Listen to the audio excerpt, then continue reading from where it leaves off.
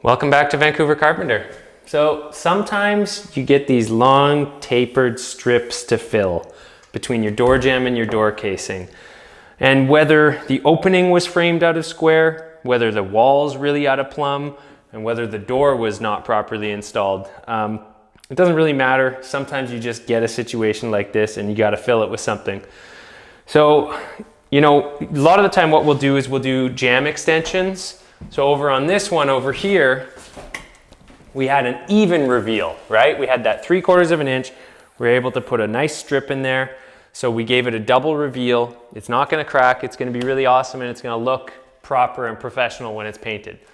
These long tapered strips, they're different. Creating a double reveal on the long tapered strip just ends up with this super weird little triangular double reveal. It looks kind of stupid. So what I ended up doing in this case is I pre-assembled, so based on my door jamb measurement, I pre-assembled my casing.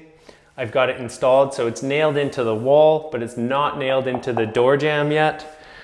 And basically what we're gonna do is we're gonna cut some long tapered strips that we can put in here to extend this, but it's not gonna have the double reveal.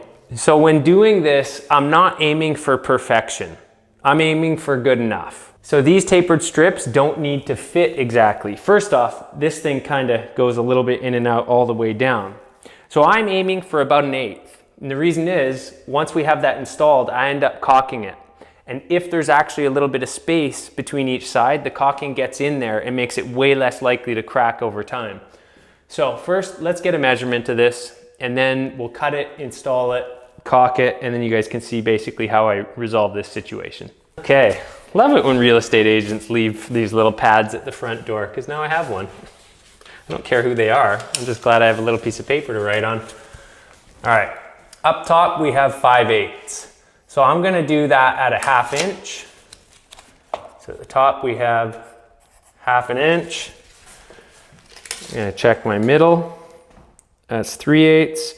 So I'm gonna bring that down to maybe about 5/16 or so.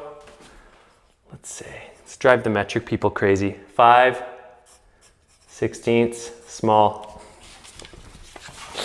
Down at the bottom here, it's like a 1/4 inch. So I think I'm gonna do about 3/16 here. It's actually 5/16. Let's do 3/16 down there.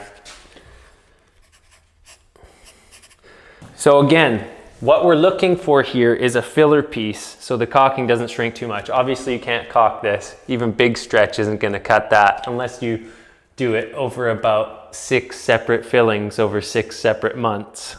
Okay, let's get to how we're gonna do this. Okay, our length is 81. I'm making it just a little bit long so that it can just slip up top there. So 81. Now, how do we wanna do this? We may as well make use of this nice finished edge that we have right here. 1/2 inch at the top.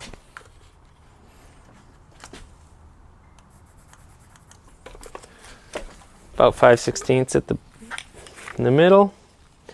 So this would be a perfect situation for my track saw. And I was going to do that in this video. I was gonna bring the festool out, but I actually forgot to pack it. So that might be a blessing in disguise, because for most of you guys, you don't have a track saw and you just need to get this done. So there's 2 ways to do it. One is to rip it with a skill saw, and one is going to be to freehand it on a table saw. I don't actually recommend that people do that, especially that aren't experienced with that tool. Bottom was about 3/16. So I wish I had a straight edge long enough to do this in one mark, but I don't. That's why I took a middle measurement. That's okay. I don't think this thing was a perfectly straight line anyways. These are kind of tricky, annoying cuts to make, but do your best and caulk the rest. This is definitely one of those situations. Okay. So this, I'm gonna set my depth here because we don't need to be cutting way into the material. I've got the 2x4s down there so I don't cut into my benches, and we don't need to cut too far into those super expensive 2x4s. Actually, the price has gone down. So 2x4, an 8-foot 2x4 was $13 Canadian about a month and a half ago. And they're down to about a thrifty $10 a piece Canadian. Just gonna give this a quick cut here.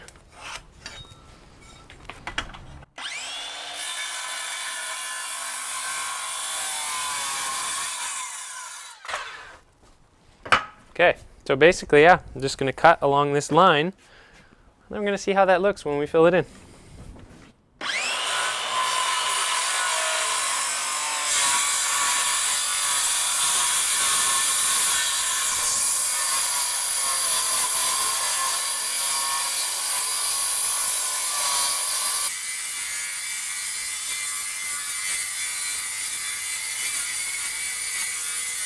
So because we gave it wiggle room, my cut doesn't have to be perfect. You can see I waver a little bit here and there on that line, but I know that this is gonna fit.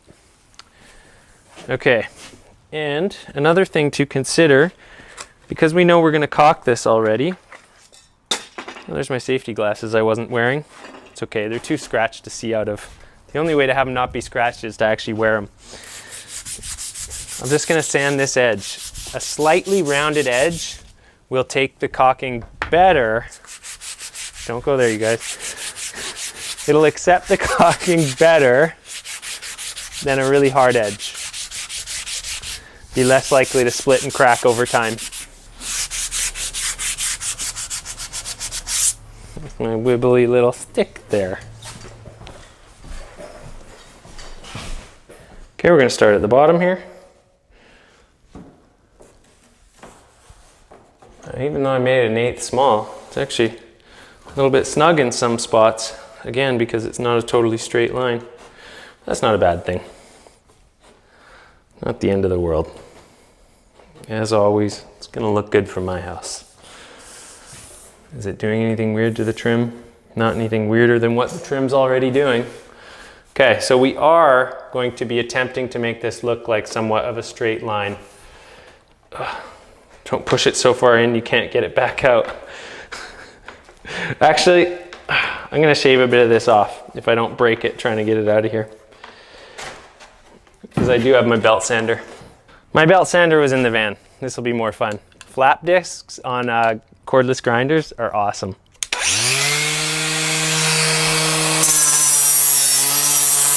Oh, my camera!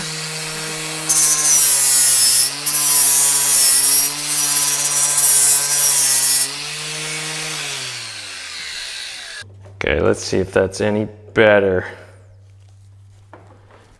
Yeah, marginally. So what I'm actually gonna do is I'm just gonna start at the bottom here. So what I'm going to do is I'm going to push it in line with the casing, and then I'm gonna shoot through it into the jamb. So what we don't wanna do is we don't want it to go too far in or be sticking out too much. So you can see what that looks like right there. We're gonna go through both of them. And then up here, gonna eyeball them both. Now, if you have to pick one, a little bit further in is better than a little bit further out.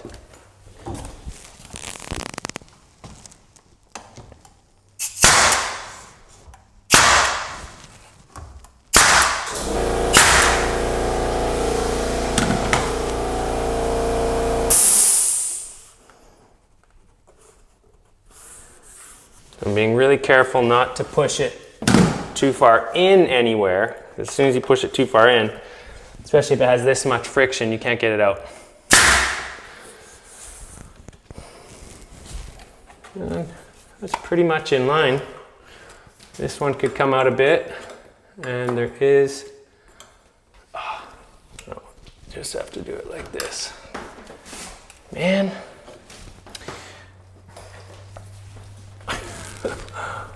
Trying to do this in a way that I don't get hurt. Okay, right about there. There we go. Now that's good.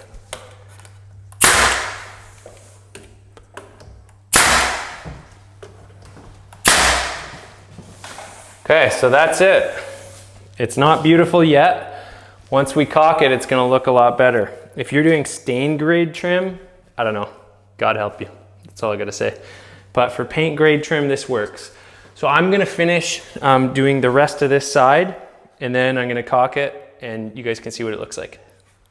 Okay, let's get an up close personal look. So as we can see, there's a little room to fill in some of these, but it's nothing that much more than a regular casing job in terms of some gaps to caulk. So this is the tapered one. And then up top here, I just ripped this one as a straight piece on a table saw. It's pretty tight along most of it. Looking not bad. And this one, it was close enough that I just ripped it in one piece in like 3/8 or something. But I did it with my skill saw before I decided to get my table saw set up. So as you can see, it's not bad. Just down at the bottom, a bit of a gap. All right, guys, now here's where we're gonna work a little bit of magic. So what we need to do is actually put a fair bit of caulking in this. And one thing I noticed is that if you nail it a little bit too close to the outside edge, especially with MDF, you might need to trim a bit of these because MDF has a tendency to swell where the nail goes in just because it's soft and has the room to expand inside, unlike something that's made out of actual wood like finger joint pine. Finger joint pine has a actual grain and it's solid wood, so it's not gonna just like mushroom out as easily in some of those spots. But anyways, let's get to this. See if it hasn't been used for a few days. There we go. All right. So down here, we're just filling this like a regular caulk joint. And I'm also going to be putting some in this one.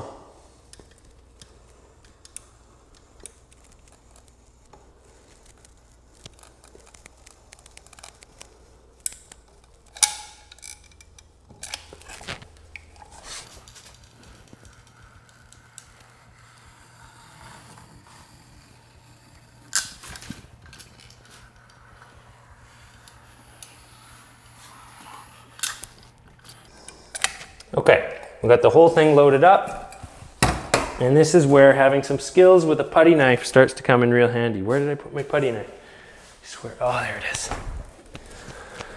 Okay, I like to use a putty knife on this because if you use your finger, it coves it out. Your finger's soft, it squishes right into the crack and it pulls all the material out. So I prefer to use a putty knife in this case.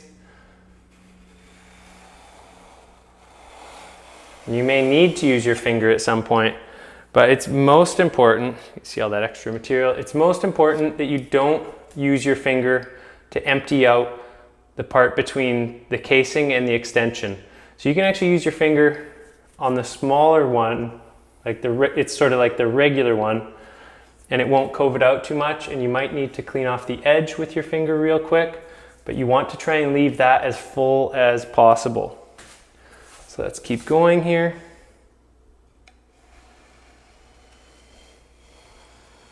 You got to be quick because it starts to dry out on you. I may have been a little bit ambitious trying to get the whole thing. Almost wish I had a little spray bottle right now, but maybe we can get it. And you can always do 2 fills as well if you feel like it's going to shrink back too much. Yeah, I was too ambitious. I should have done shorter runs. It's the drywaller in me. Always wants to go as far as possible. That's okay though. For this job, which is just a rental for students, it's gonna be okay.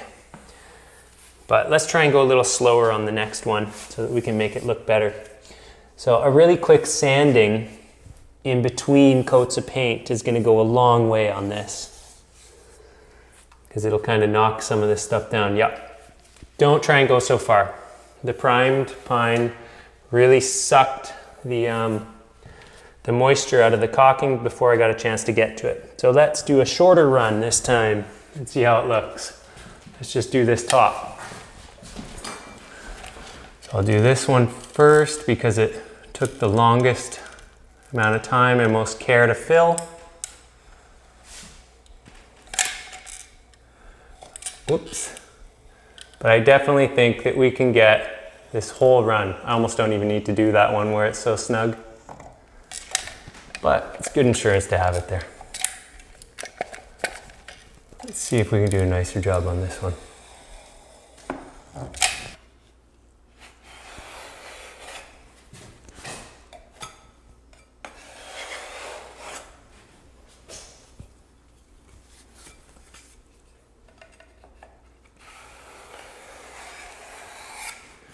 This part might be a little easier for me than other folks because of my putty knife skills. So I apologize if you've tried this and it's not as easy as I make it look.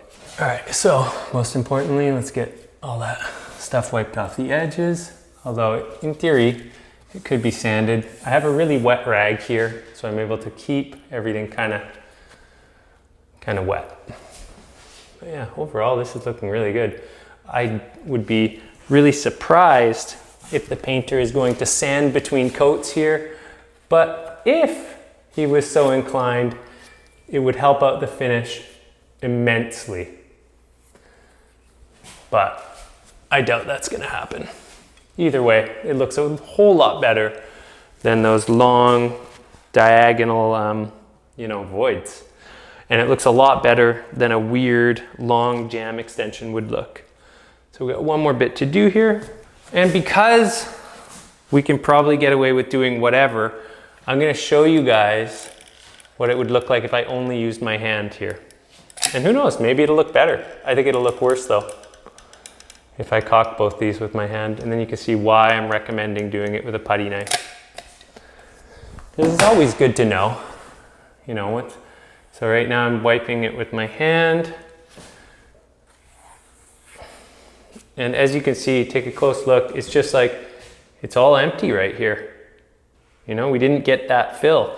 And so it's going to shrink as it dries, as most materials do when they're full of water. They shrink when they dry. And so this is gonna cove out even worse. So I'm gonna redo that because I want that to look at least consistent with the rest of it. So I'll put just a little bit more here. All over the place. We'll go a little bit further. Maybe halfway.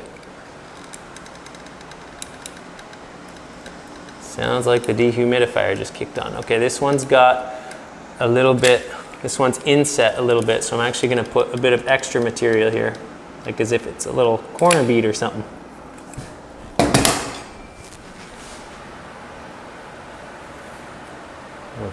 Same up here. Could use a little bit extra. So caulking is mildly sandable, not much. Not much. So keep that in mind with what you choose to leave. But paint is sandable.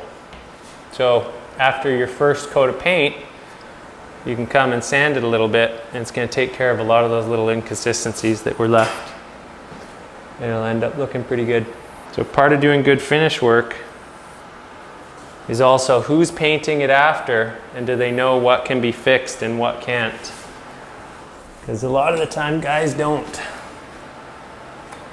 And so, you know, you gotta be on the same page as your painter. Anyways, this is starting to look pretty acceptable.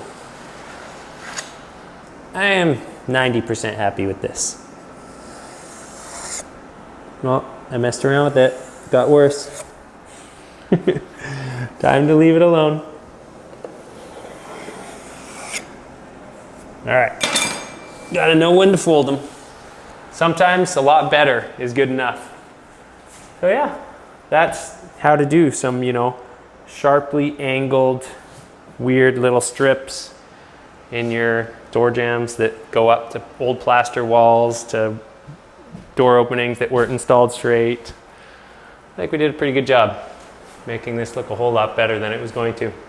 So I just want to say thanks for watching Vancouver Carpenter. Hope you're getting something out of these videos. I hope the work on that janky old house you're working on is starting to look a lot better. Yeah, that's it. Thanks for watching. Until the next one. Gotta clean my hands.